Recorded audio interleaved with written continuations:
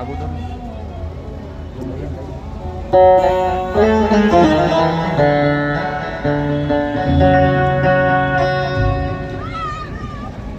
आजकल यार कुछ हो रहा है नहीं एक के ताल मार ऊपर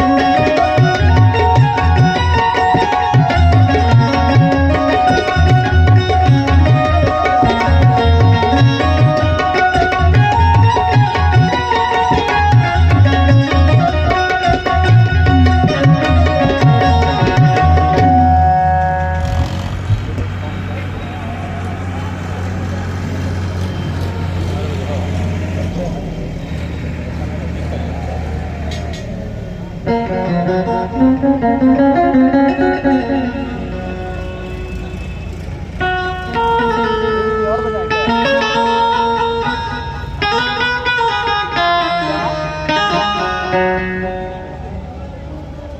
कौन?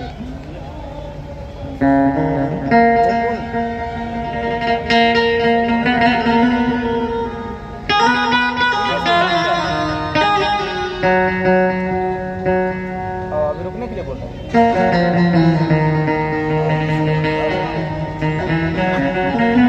और बजा देते हैं तब एक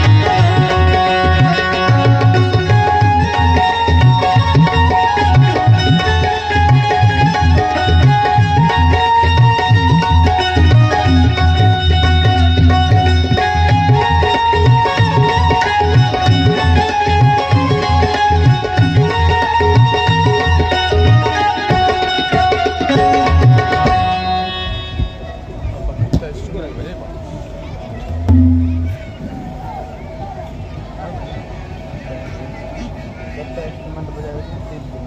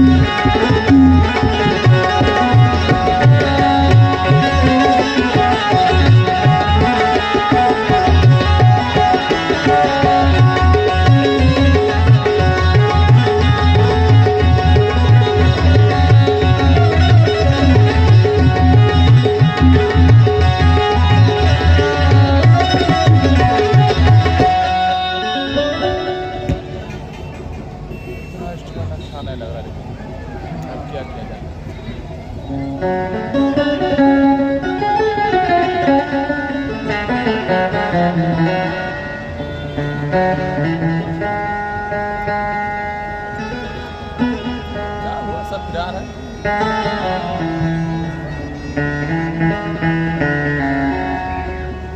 क्या हुआ, सब फिरार है। क्या हुआ? कहाँ गया मुकुंद भैया, कहाँ गया? पता नहीं।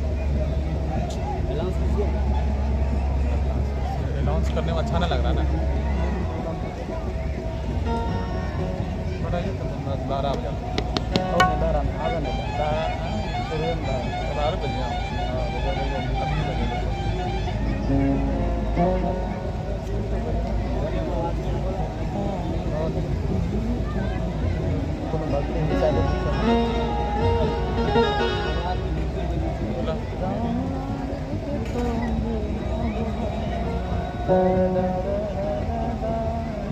याद नहीं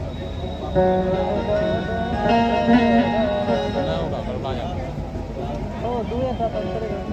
कुछ भी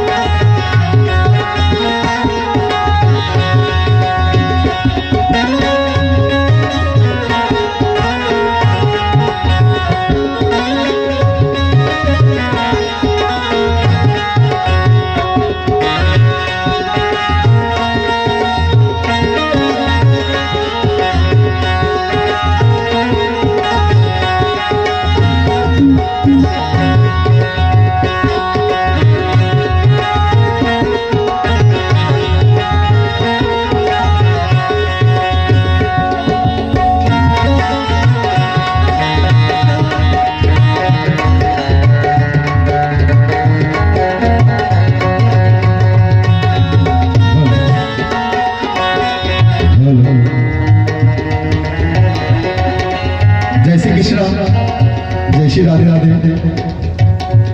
अब आप के बीच मंचाक्षर होने जा रही है माधुरी जी। आप सभी भक्तजनों अपने अपने स्थान पे खड़े होकर इनके स्वागत के लिए स्वागत करेंगे।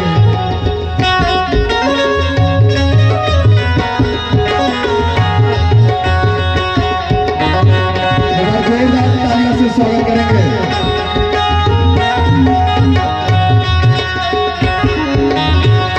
जो भी भक्तजनों अभी भी अपने घर पे हैं, कृपया जल्द से जल्द हमारे पंडाल में आने का आवश्यक कष्ट करेंगे। जय हिंद, जय भारत।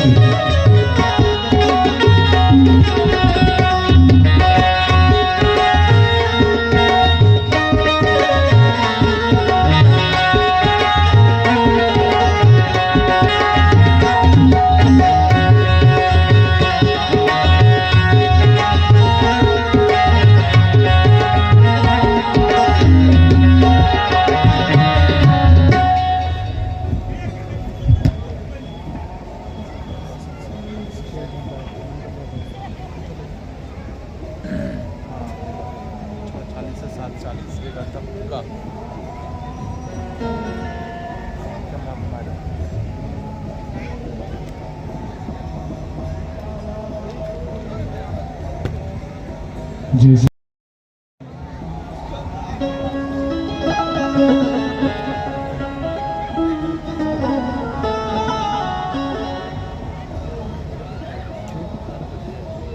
और बजाए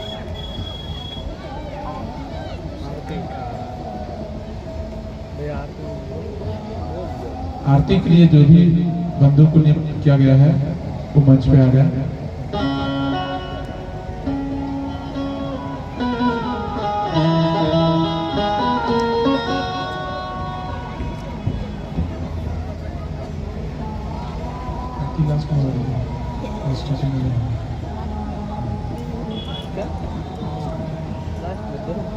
शुरू में तो आती होगी।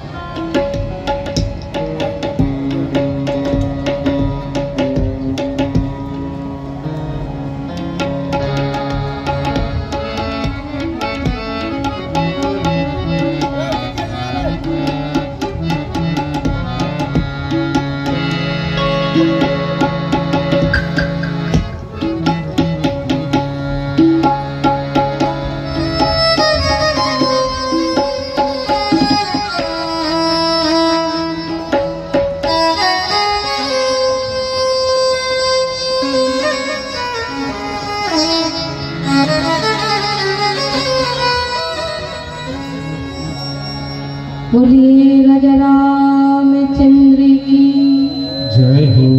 हनुमान जी महाराज की जय हो। यज्ञ भगवान की जय हो। गंगा मैया की जय हो। सत्य सनातन धर्म की जय हो। भारत माता की जय हो। थोड़ा सा ट्रेवल बढ़ाइए ये माइक का ट्रेवल बेस कम कीजिए, बेस कम कर दीजिए, बेस कम है इनका, ट्रेवल उठा दीजिए, ट्रेवल ट्रेवल उठा दीजिए। पूर्णमदः पूर्णात्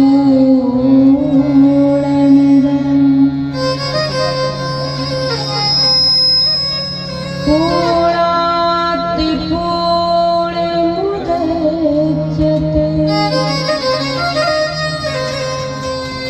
पूर्णस्य पूर्णमादाय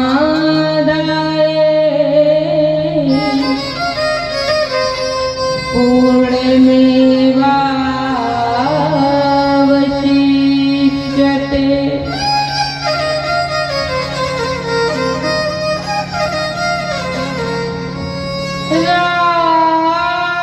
रामाय रामभद्राय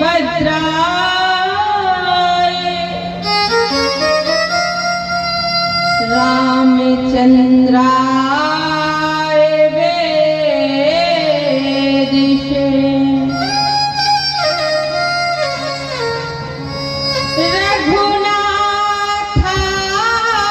रघुनाथाय नाथाय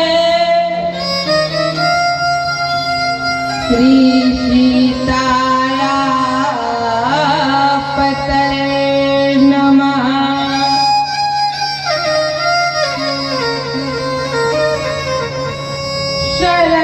सरस्वती महामाये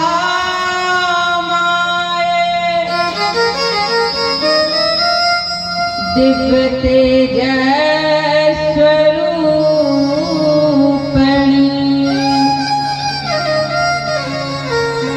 हंसि वाहिनी समायुक्ता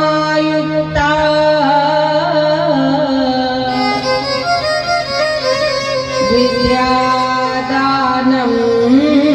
करोति मे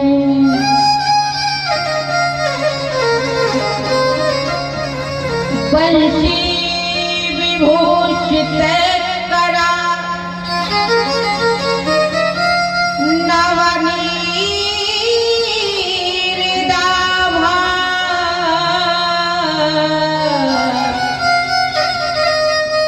पीताम्बरादरुणे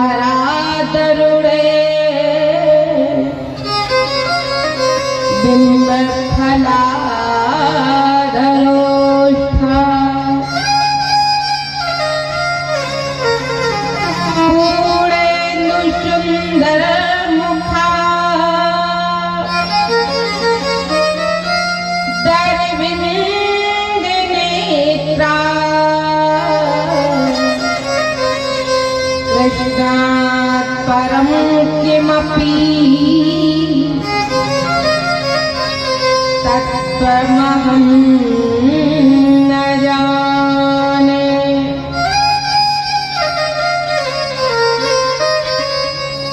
गंगा तरंग रमणीय जटा कलापम गौरी निरंतर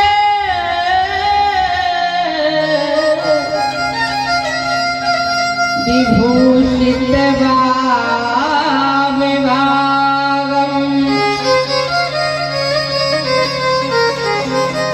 नारायण प्रिय मनंग मदापहरम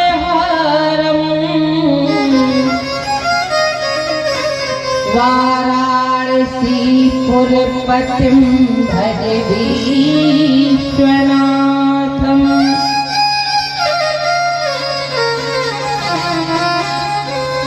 श्री राम जी के दो अक्षर में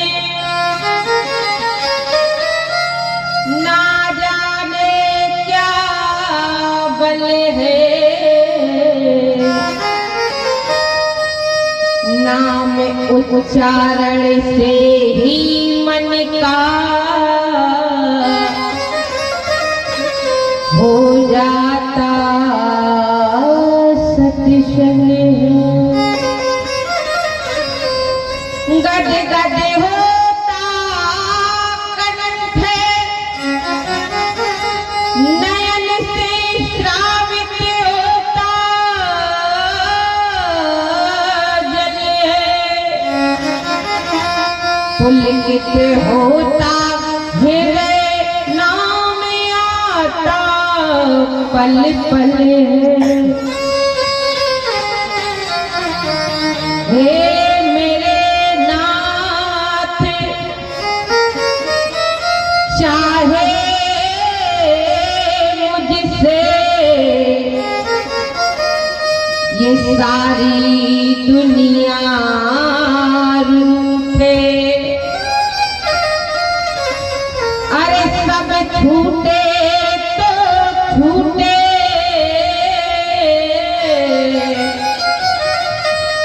पर तेरा नाम कभी ना छूटे।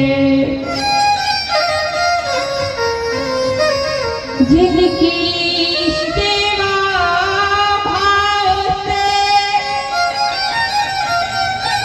ऋणी हुए श्री राम,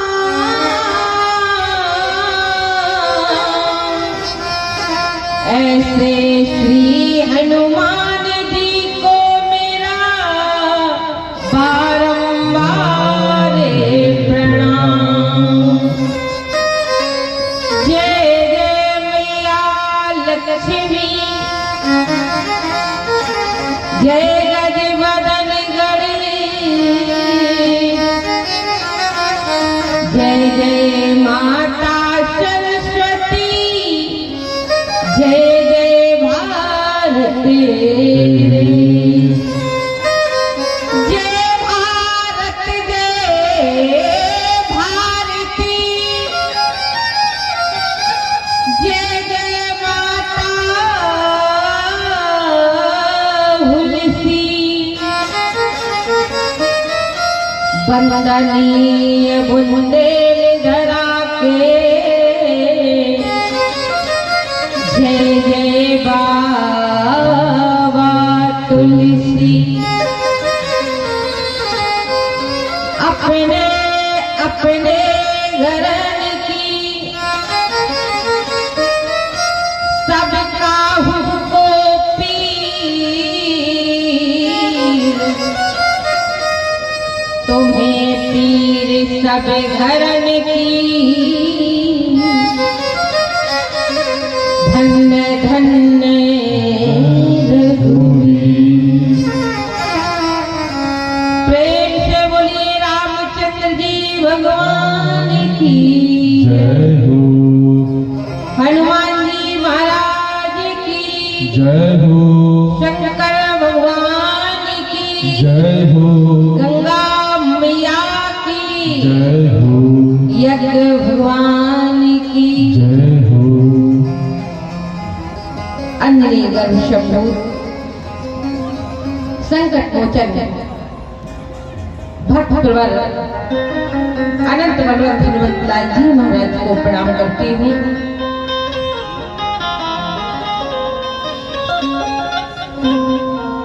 इस कार्यक्रम के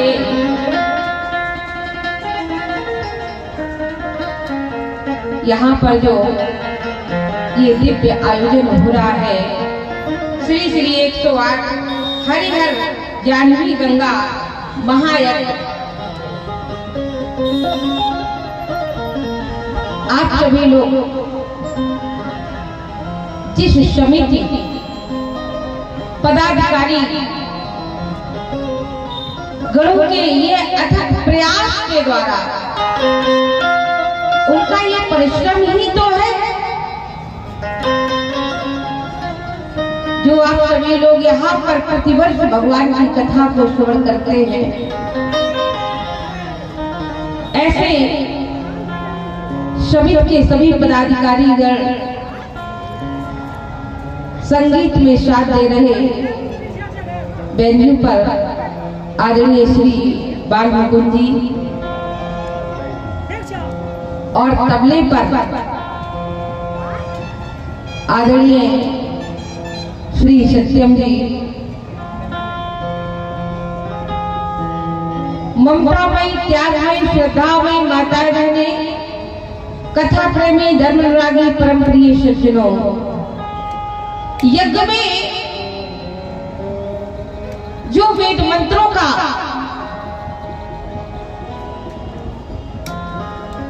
उच्चारण करके यहाँ पर यज्ञ भगवान की आहुतियां डाली जा रही है, ऐसे समस्त याज्ञिक ब्राह्मणों को मैं इस मंच से प्रणाम करती हूँ। आइए जैसी कथा की परंपरा है उसका निर्वाह कर ले। अच्छा, एक भैया प्रतिदिन ही रह जाते हैं बेचारे, और जिनके बिना यहाँ पर काम चलने वाला नहीं है। कौन बोले? साउंड वाला भैया।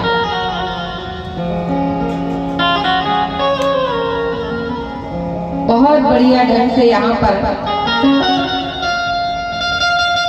जो ये माइक है मेरी बात आप लोगों तक पहुंचा पा रहा है, ये भैया जी की ही तो कृपा है।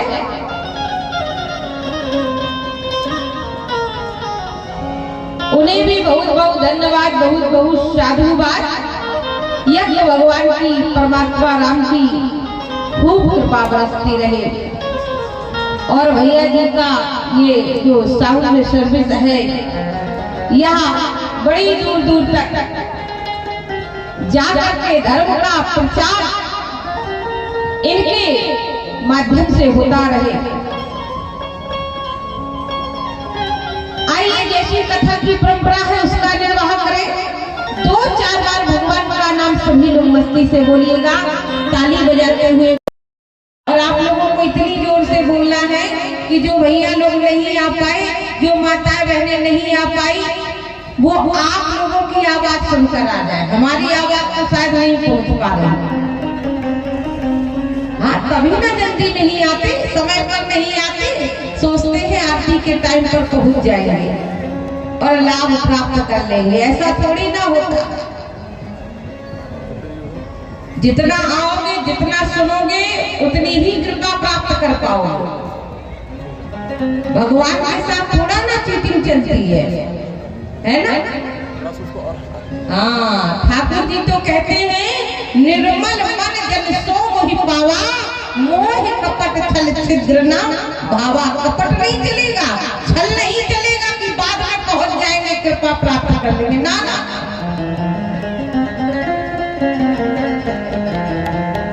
अच्छा, जहां पर भी राम जी की कथा होती है,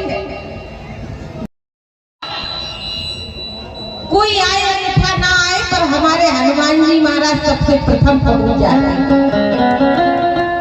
सबसे प्रथम पहुंच जाते हैं। सबसे पहले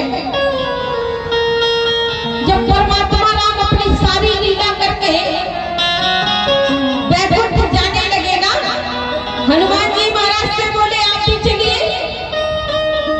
तो कहाँ चले प्रभु? बोले हम वैकुंठ जा रहे हैं, स्वर्ग जा रहे हैं, सारी लीलाएं हो चुकी हैं, तो आप भी हमारे साथ चलो। हनुमान जी महाराज बोले पहले यह बताइए कि वैकुंठ में स्वर्ग में क्या होगा? भगवान बोले स्वर्ग में हम होंगे, आपके भगवान होंगे स्वर्ग में, जिनके आप भक्त हैं वह प्रभु स्वर्ग में होंगे, मैं जा रहा हूं ना। हनुमान जी महाराज बोले वह तो हमें भी मालूम है कि स्वर्ग में आप हैं, पर यह बताइए कि स्वर्ग में कथा होगी या नहीं होगी? परमात्मा राम ने कहा स्वर्ग में कथा नहीं, पर जिसकी कथा होती है, जिसकी कथा आप सुनते हैं वह जरूर होंगे। बोले नहीं नहीं नहीं, तब तो मैं भी नहीं आऊंगा, आप जाइए, मैं अभी यही रहूंगा। भगवान ने कहा तो कब तक रहोगे? हनुमान जी महाराज ने कहा मैं तब तक रहूंगा जब तक इस पृथ्वी पर राम जी की कथा रहेगी, परमात्मा की कथा रहेगी, मैं तब तक रहूंगा। तो आप लोग कहेंगे इसका अर्थ है कि यहाँ भी आए होंगे हनुमान जी महाराज? बिल्कुल आए होंगे, अवश्य ही पधारेंगे, भगवान की कथा श्रवण करने के लिए बिल्कुल तैयार बैठे, आते ही हैं जहां भी भगवान की कथा होती, क्योंकि कथा से ही तो जीवन की व्यथा दूर हुआ करती है ना। तो चलिए कथा की परंपरा का निर्वाह करें। सबसे प्रथम भगवान का नाम, सभी लोग बोलेंगे ताली बजाते हुए भगवान का संकीर्तन।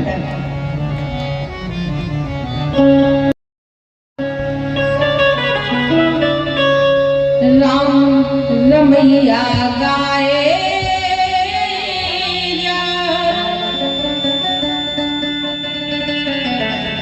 राम से लगन लगाए जा, राम रमैया गाए जा, राम से लगन लगाए जा, राम रमैया गाए जा, राम से लगन लगाए जा। राम हितारे राम उबारे, राम हितारे राम उबारे, राम नाम गुण गाए जा, राम रमैया गाए जा, राम से लगन लगाए जा, राम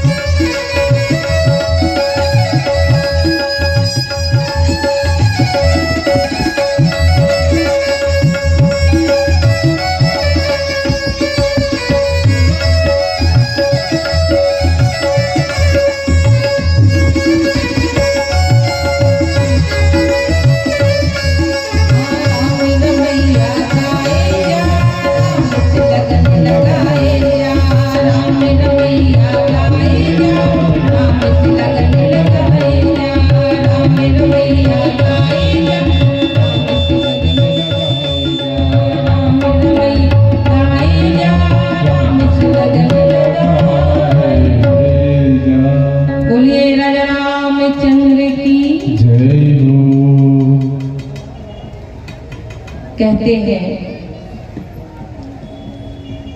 जनरेटर चल रहा है क्या? कि जो जनरेटर इस चल रहा है। संसार में आया है ना, लाइन है उसको जाना है। जैसे वायलन वाला पिकअप ऑन करते हैं सिटी मार। और कई लोग कहने लगते हैं इस संसार में बड़ा दुख है, सुख कम है दुख ज्यादा है। तो किसी ने कहा है, क्या कहा? रहता था सुखी जो सदैव बना,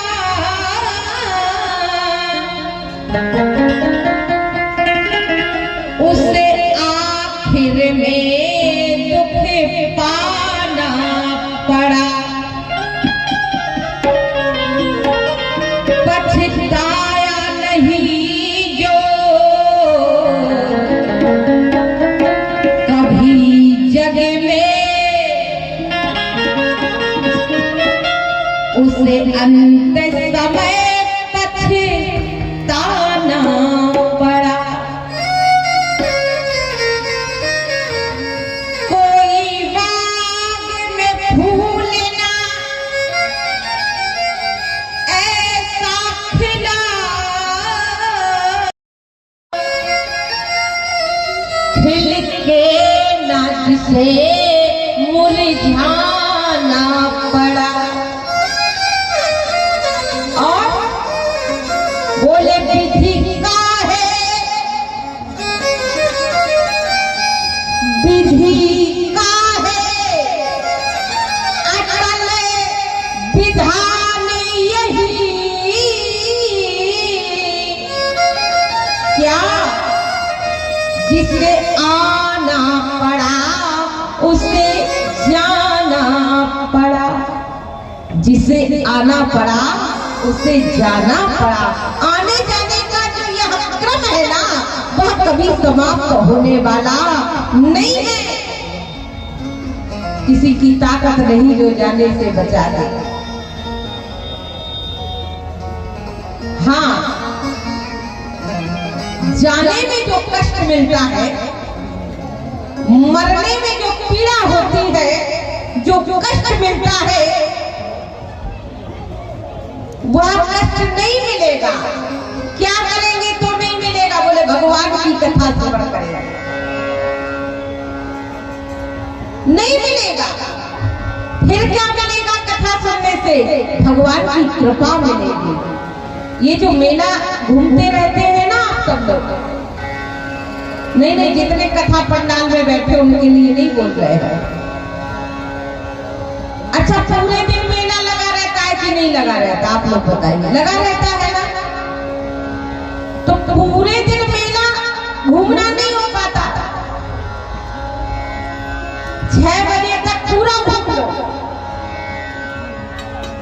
कम से कम 6 बजे के बाद आकर कथा पंडाल में बैठ जाओ।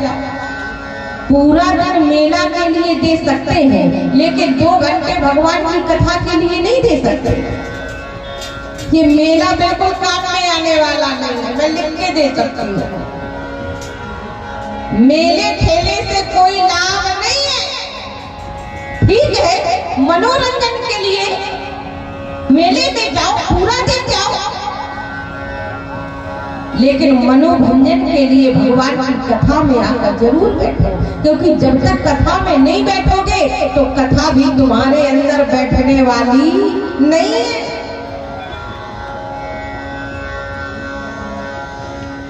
आना तो पड़ेगा भगवान की कथा। भगवान की कथा हो रही है, परमात्मा की कथा हो रही है। मैंने बताया था कि भवानी शंकर बंदे श्रद्धा विश्वास रूप।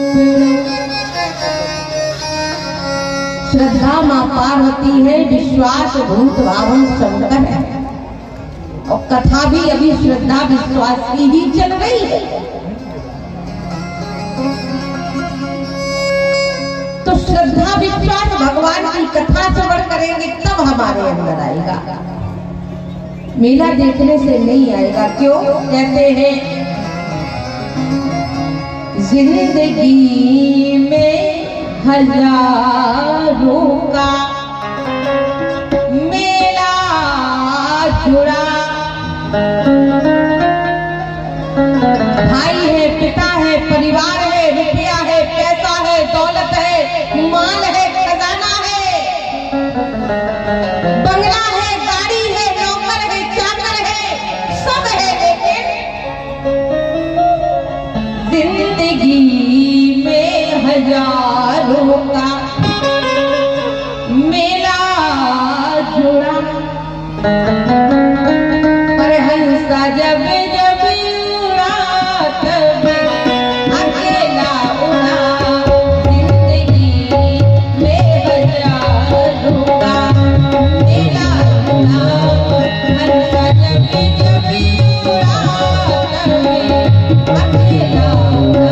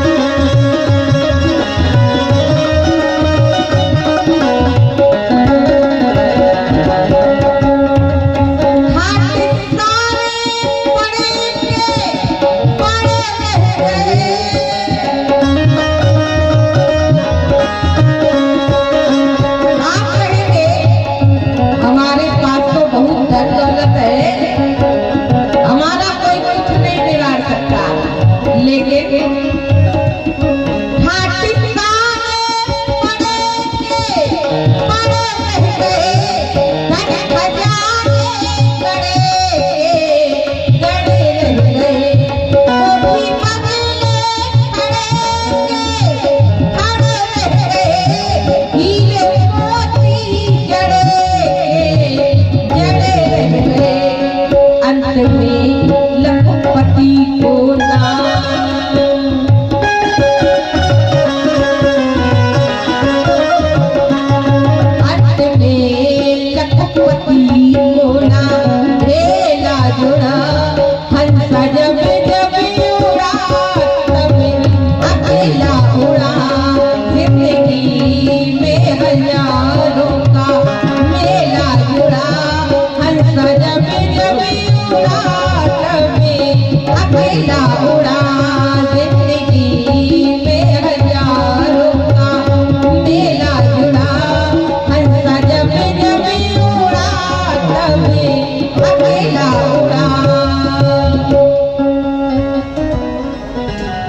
जिंदगी में हजारों का मेला जुड़ा, पर हंसा जब जब उड़ा तब अकेला उड़ा। जितना मेला में घूमना है घूम लो, और जब भगवान जी का समय भगवान निश्चित किए होंगे ना, और जब जाना पड़ेगा तब याद आएगी कि मेला घूमते रहे, कथा सुन लेते तो कल्याण हो जाएगा।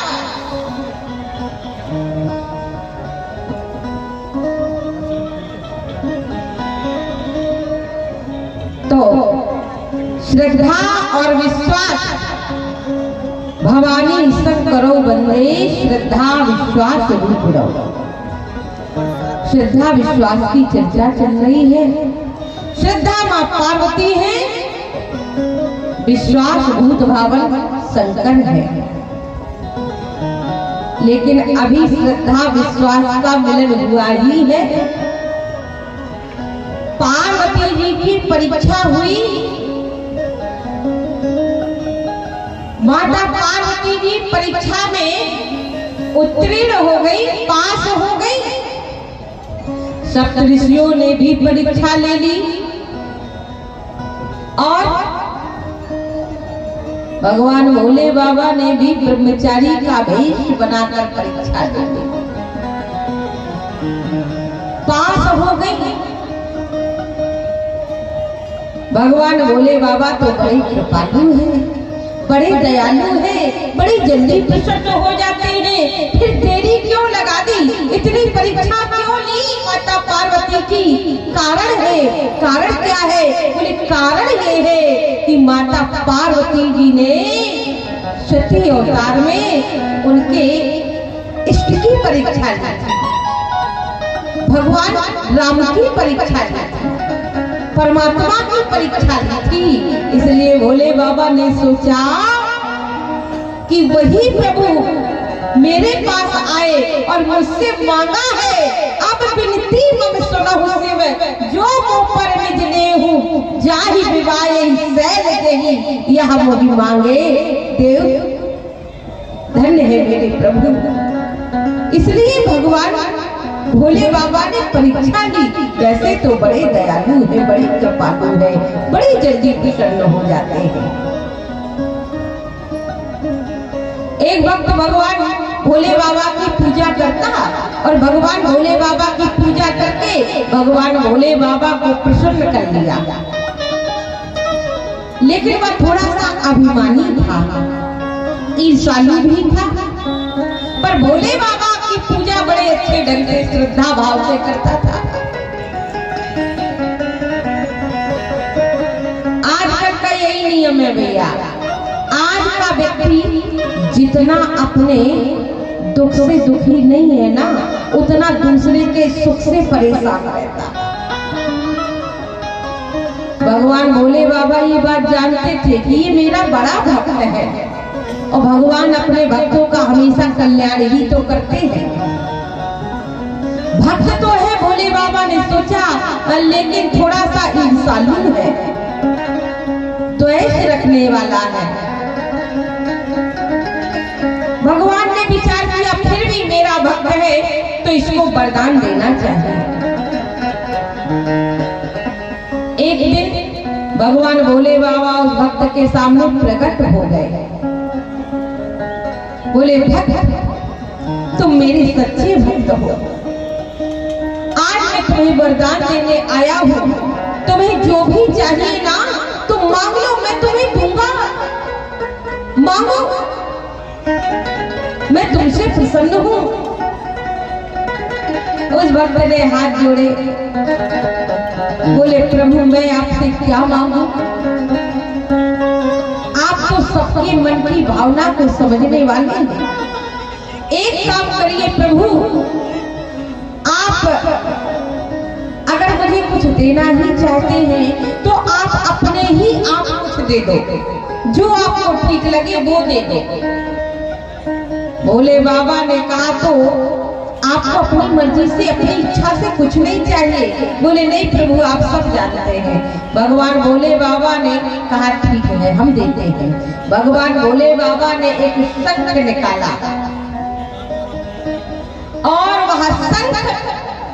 उस भक्त को दिया।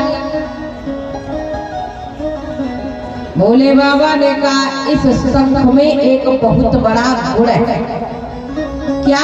बोले जो तुम इससे मांगोगे तुम्हें मिल जाएगा, जो भी मांगोगे। मुझसे मांगने में संकोच लग रहा है ना? अच्छा, इस शंख से तुम जो भी मांगोगे तुम्हें मिलेगा। ठीक है प्रभु, वो भक्त प्रसन्न हो गया। भोले बाबा ने कहा रुको जरा, इसमें एक गुण और है। क्या? भगवान भोले बाबा ने कहा ये शंख बड़ा वरदानी है, ये शंख बड़ा वरदानी है, जो मांगेगा वो पाएगा, जो तू मांगेगा तुझे मिलेगा। लेकिन इसमें एक गुण और है। क्या? भोले बाबा बोले लेकिन तू जितना पाएगा होगा क्या? बोले पड़ोस दूना हो जाएगा। तू जितना मांगेगा तुझे मिलेगा, अवश्य मिलेगा। लेकिन तेरे बगल में जो तेरा पड़ोसी रहता है ना, उसे दोगुना मिलेगा, तुझसे दोगुना मिलेगा। इस संघ में यही गुण है। उस भक्त ने कहा ये क्या बात हुई प्रभु? पूजा मैं करता रहा, सुबह 4 बजे से उठकर बेलपत्री मैं चढ़ाता रहा, धतूरा तोड़ तोड़ कर लाकर मैं चढ़ाता रहा।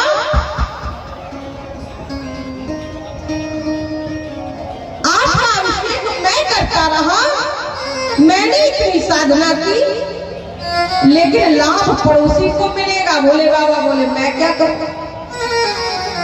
इस संघ में ही यही गुण है। लेकिन तुम्हें तो मिलेगा ना, तुम्हें पड़ोसी से क्या मतलब? पड़ोसी को चाहे जितना मिल जाए। वो भक्त उदास मन से बोला कोई बात नहीं प्रभु, अब जो दिया सो दिया, कोई बात नहीं। भगवान भोले बाबा जानते थे ये बड़ा ही साधु है। उस शंख को रख दिया मंदिर में पूजा की जगह पर, और उस शंख से हाथ जोड़कर वह भक्त मांगने लगा और बोला हे शंकर के शंख जो तुमको रहे मनाए, बस विनती मम एक है, 2 मकान बन जाए। 2 मकान की आवश्यकता है मुझे। 2 मकान सुंदर से महल जैसे बन गए, लेकिन जो बगल में पड़ोसी था उसके कितने बनेंगे? 4 बनेंगे। उस भक्त ने देखा मेरे 2 पड़ोसी के 4, गजब हो गया। ये तो मुझसे देखा ही नहीं जाता, मेरे कारण पड़ोसी सुख भोगे लेता है। बोले मेरी 4 गाड़ी हो गए, पड़ोसी के 8 हो गए। जितना भी मांगता उससे दुगना दुगना पड़ोसी को मिलता जाता। अब तो उस भक्त से देखा नहीं गया। ये तो मैं देख ही नहीं सकता कि मेरे कारण मेरा पड़ोसी सुखी रहे। मुझे जो भगवान भोले बाबा ने सुख दिया है, मैं सुखी रह ही नहीं पाना।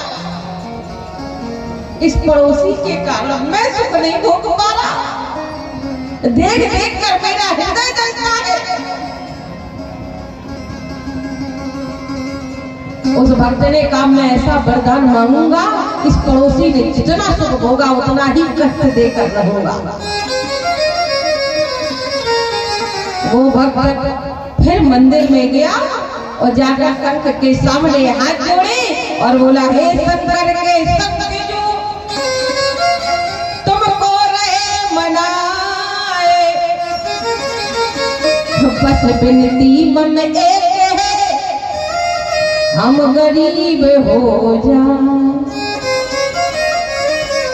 उसने सोचा मैं तो गरीब ही होऊंगा, लेकिन पड़ोसी तो भीख ही मांगने लगेगा। यही गुण है ना इसमें संत में। हाँ वही हुआ, वह तो गरीब हुआ, लेकिन बगल वाला पड़ोसी जो था ना, वो बेचारा सच में भीख मांगने लगा। लेकिन अभी कहाँ चैन मिलने वाली थी उस व्यक्ति को। उसने कहा हे शंख महाराज, मेरा एक पैर टूट जाए। उसने सोचा मेरा एक ही टूटेगा, लेकिन पड़ोसी के तो दोनों टूटेंगे। वही हुआ, इसका एक तो पड़ोसी के दोनों टूट गए। उसने कहा अभी भी मैं चैन से नहीं रहूंगा। क्यों? उसने बड़ा सुख भोगा है। मेरी एक आंख फूट जाए, मांगा शंख से। उसने सोचा एक फूट जाएगी, दूसरी से तो देखता रहूंगा, लेकिन पड़ोसी की तो दोनों ही फूटेगी। फूट गई दोनों। उसने कहा मेरे घर के बगल में एक कुआं खुद जाए। कुआं खुद गया कुआं, लेकिन पड़ोसी की तो अगल बगल दोनों तरफ बेचारा अंधा पड़ोसी किसी तरह बाहर निकला। तो हुआ क्या? बोले कुएं में गिर गया। अब उस भक्त को चैन मिली। उसने सोचा जितना आनंद लिया था उतना ही सजा मिली ना। वह भी गया किसी तरीके से पड़ोसी के देखने के लिए, अभी मरा या जिंदा है। लेकिन जैसे ही गया तो उसकी दाईं वाली आंख फूटी थी, तो दायां वाला कुआं दिखाई नहीं दिया, और वह भी उसी कुएं में जाकर के गिर गया। कहते हैं ना, जो दूसरे के लिए गड्ढा खोदता है उसके लिए पहले ही से गड्ढा खुदा रहता है। वो भक्त तो था, लेकिन बड़ा ईर्ष्यालु था। ईर्ष्या, द्वेष भावना जिस व्यक्ति के अंदर हो, तो चाहे जितनी श्रद्धा हो भगवान के प्रति, चाहे जितना विश्वास हो, कहीं ना कहीं भगवान के मन में ये रहता ही है कि मेरा भक्त तो बना, लेकिन मन इसका साफ नहीं है। भगवान भोले बाबा है विश्वास, माता पार्वती है श्रद्धा। बड़े दयालु भोले बाबा, बड़े कृपालु है भोले बाबा, सब पर दया करने वाले हैं भोले बाबा। तो सबके नाथ हैं।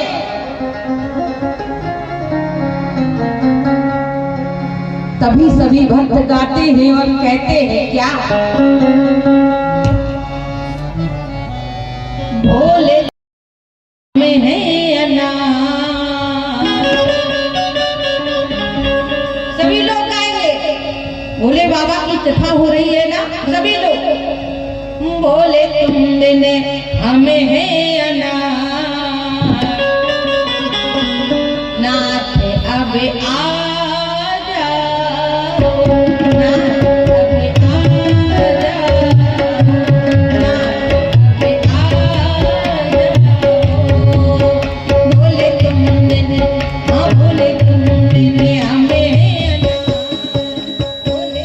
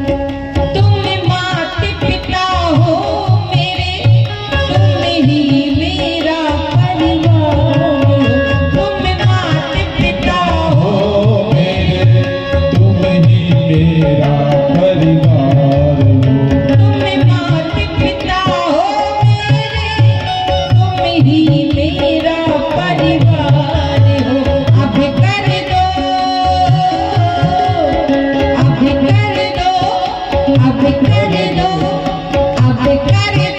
कृपा निधान नाथ अब आ जाओ नाथ अब आ जाओ नाथ अब आ जाओ बोले तुमने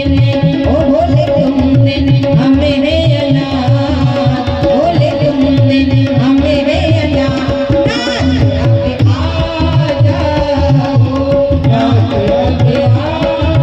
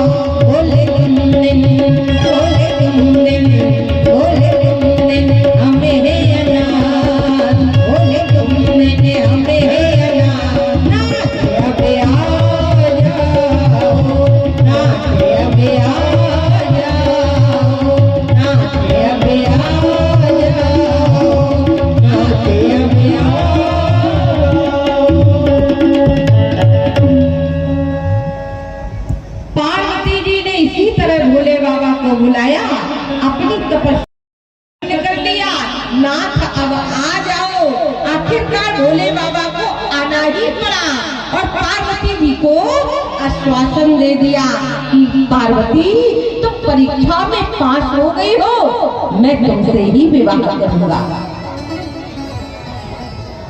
आप लोग जानते हैं जिसका विवाह होता है उसे दुल्हा बनाया जाता है दूल्हा बनाया जाता है।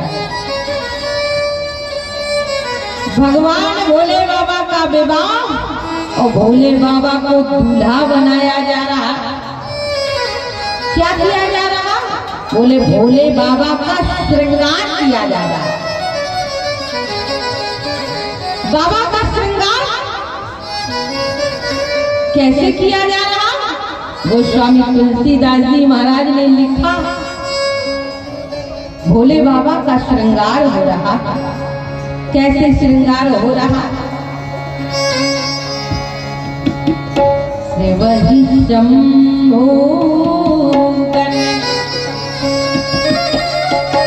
करहि श्रृंगारा वही शंभो करहि श्रृंगारा करहि श्रृंगारा जटा मुकुट अहि मोर तुम्हारा करहि सिंगारा जटा अहि मोर सवारा वही शंभो करहि श्रृंगारा जटा मुकुट अहि मोर तुम्हारा मोर तुम्हारा वही शंभो करहि श्रृंगारा करहि श्रृंगारा जटा मुकुट अहि मोर तुम्हारा से वही शंभो करहि श्रृंगारा। देखो भैया छोटे बड़े हिसाब से ध्यान से सुनना विद्वान लोग बैठे यहाँ के श्रोता बड़े विद्वान हैं, जितने भी हैं बड़े ध्यान से कथा श्रवण करते हैं। शिवहि समुगन करहि श्रृंगारा, जटा मुकुट कहि मोर संहारा। छोटे बड़े हिसाब से सर्पों की 3 जातियां होती हैं, 3। आप लोगों ने कभी देखा, आपके यहाँ भी विवाह होते हैं, दूल्हा बनाया जाता है, लेकिन किसी भी दूल्हा का श्रृंगार सर्पों से नहीं किया जाता है ना। कई लोग भगवान की भी बराबरी करने लगते हैं। कई लोग कहने लगते हैं भगवान ने चोरी की है, तो हम चोरी कर ले तो क्या गलत है? भगवान चोर है और अगर हम भी चोरी कर ले तो इसमें गलत क्या बात है? भगवान भी तो चोरी करते हैं। अच्छा, तो भगवान ने कालिया नाक पर खड़े होकर नृत्य भी तो किया है, तो वो भी बराबरी करो ना। भगवान भोले बाबा ने हलाहल पिया है, विष पिया है, वो भी बराबरी कर लो ना।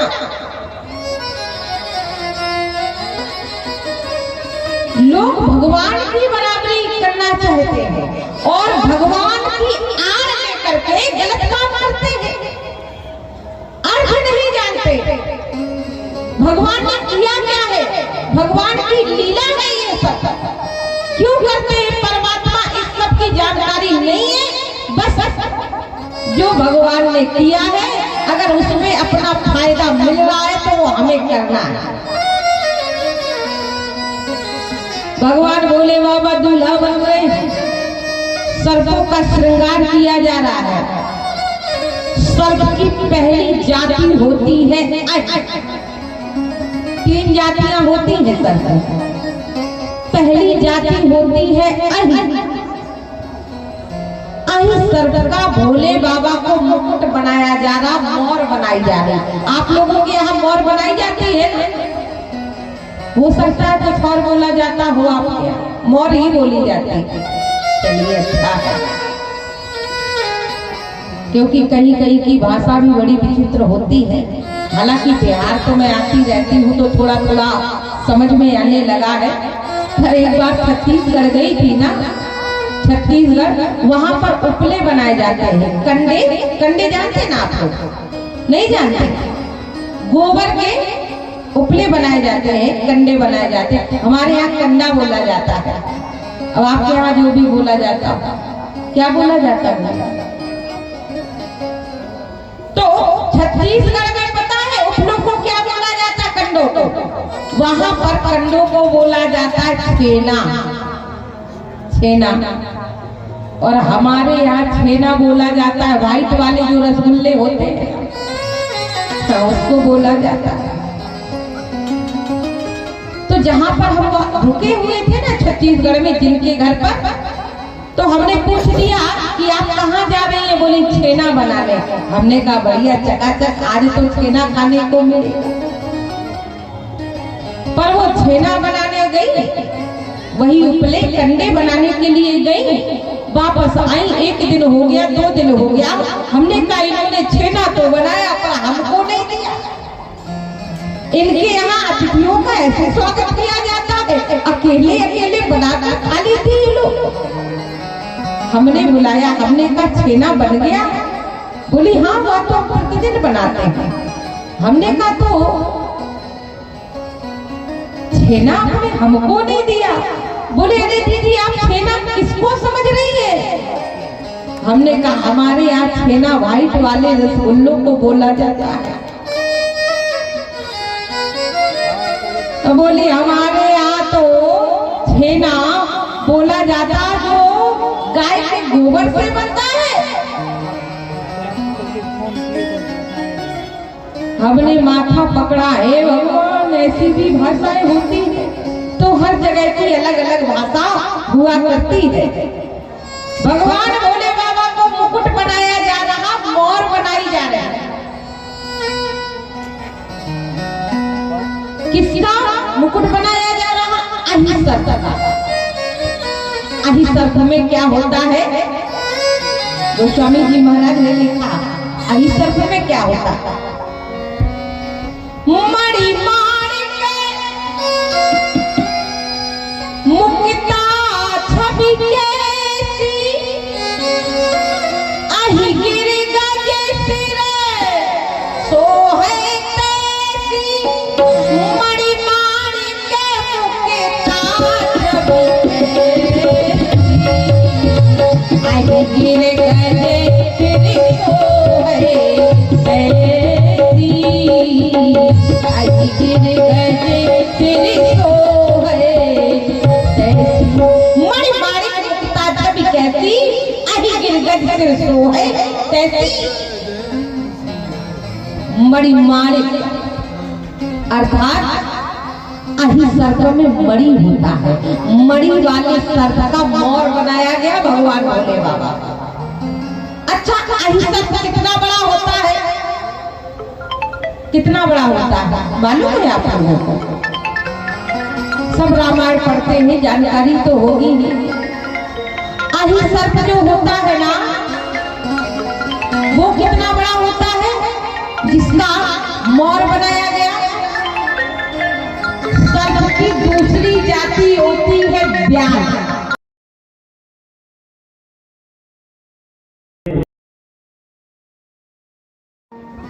मतलब एक बीटा का होता है व्याघ्र, केवल एक बीटा का व्याघ्र।